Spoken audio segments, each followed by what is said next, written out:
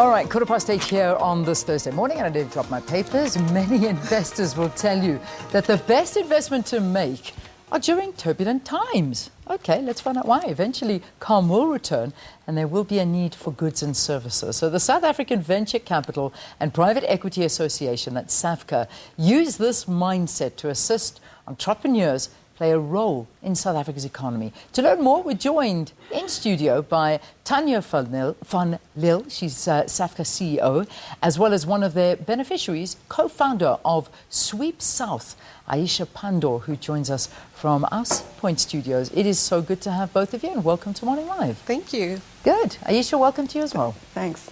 So, thanks, Leanne.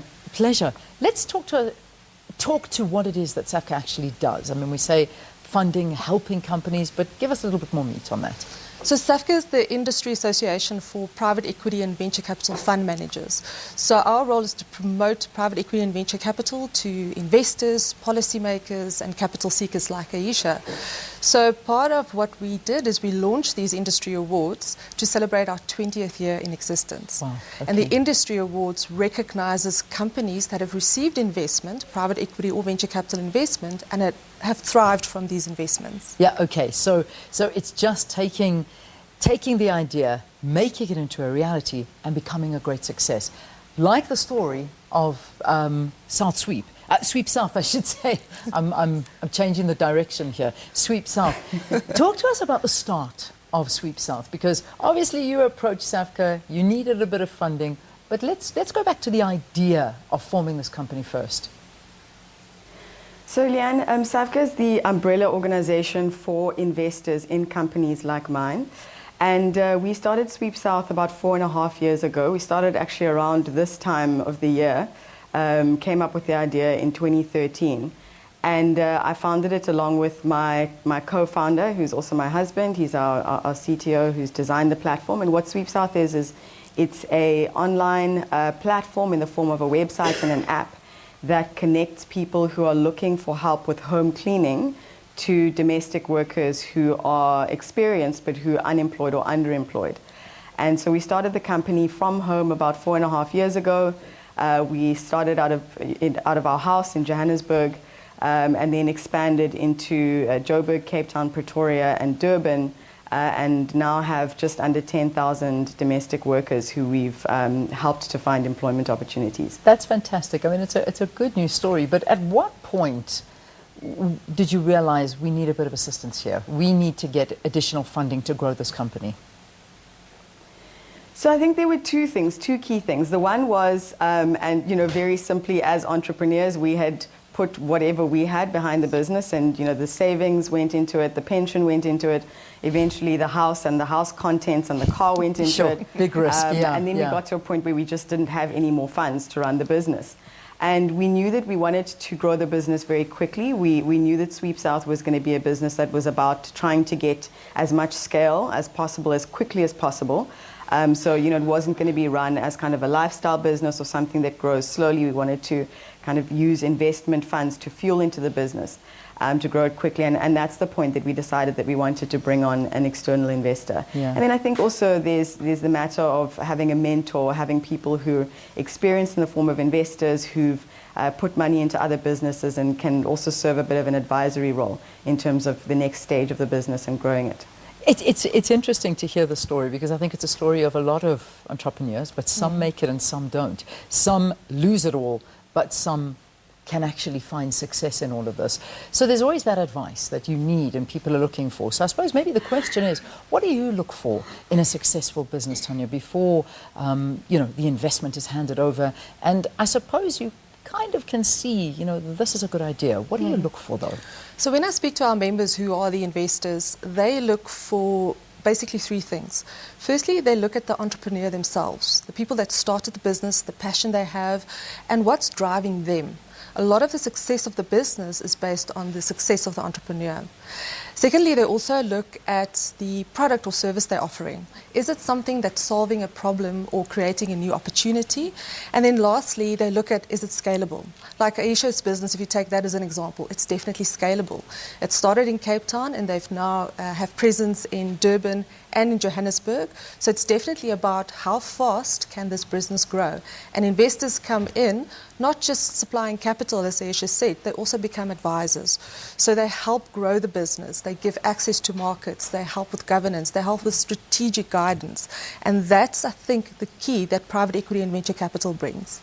Lovely. Now, Aisha, I want to ask you about the sort of online platform. I mean, you are dealing in basically helping domestics with employment. However, you're an online platform. I suppose this needs a certain amount of data. You need to have the technology and facility. How do you get around that? I mean, how do you actually help the ladies that don't necessarily have access to this? I think the situation's changed a lot, Leanne, since we launched the business in 2014. At that stage, we were interviewing potential, and we call them sweep stars, so domestic workers who work on the platform. We were interviewing potential sweep stars, and at that point, about 80% of people who we were interviewing didn't have smartphones, weren't familiar with the concept of an app, and getting online and onto an app to try and find work. And now the situation has completely flipped around because of apps like Facebook and WhatsApp that people are very familiar with, because of the reduced cost of smartphones. You're seeing feature phones being phased out and smartphones, even kind of basic low-cost smartphones being phased in. So we're kind of going with the trend and taking advantage of the natural international trend, an African and South African trend that's occurring, that is allowing more people access to devices that they can use to access apps. That's meaning that more people are using apps outside of Sweep South as well. So if you've used Facebook, it's not too much of a jump to explain to you that there's this app called Sweep South that you can use to access work. So I think it's part of just taking advantage of a natural trend that's occurring. And then obviously when we bring people onto the platform and during our onboarding sessions, we familiarize themselves with the concept of what Sweep South is specifically. But we're certainly not having to worry as much as we did in the early days when we were sponsoring phones ourselves. That's not a concern now when people are coming to apply to us. My final question to you, and I think it's an important one, is you find that the margins are sometimes, you may be paying, I don't know, I'm just thumb-sucking an amount, maybe 100 Rand an hour to have a domestic worker, but the worker herself only sees 10 Rand of it and you get the 90 Rand. How do you find the balance? I mean, that's an important question. Yeah, well, this is such an important benefit of technology. And I think that mindset and that way of operating happened because people who were building businesses and agencies that are very, very different from what Sweep South is. We're a technology platform that facilitates connections between people.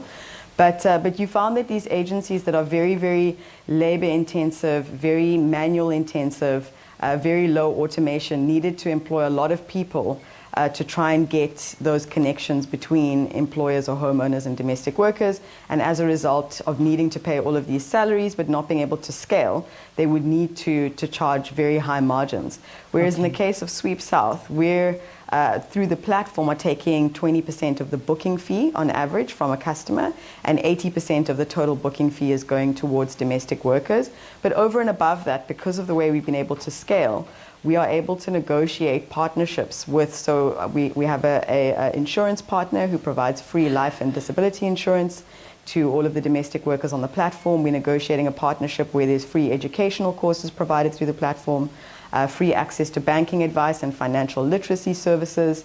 And then over and above that, we allow tipping so that if people can afford to pay a little bit more than the booking fee, they do so. So there are all of these additional benefits that come with the use of technology, that come with the use of data, that come with automation, that you wouldn't necessarily find in older models. Okay, brilliant. Great idea. Well, listen, congratulations to you and your company, you and your husband, running Sweep South. And I think it's a great idea. And also to SAVCA. Now, if people want to get hold of, it's not necessarily you, they need to get hold of any of the private equity and venture capitalists to invest in them. But it was the awards that were held And this is one of the big winners. So, Yes. yeah, thank you so much for talking to us as well. And, Pleasure, and well done again for a great initiative. So, Tanya van Lill is the SAVCA CEO, as one of the beneficiaries, co-founder of Sweep South, Aisha Pandor.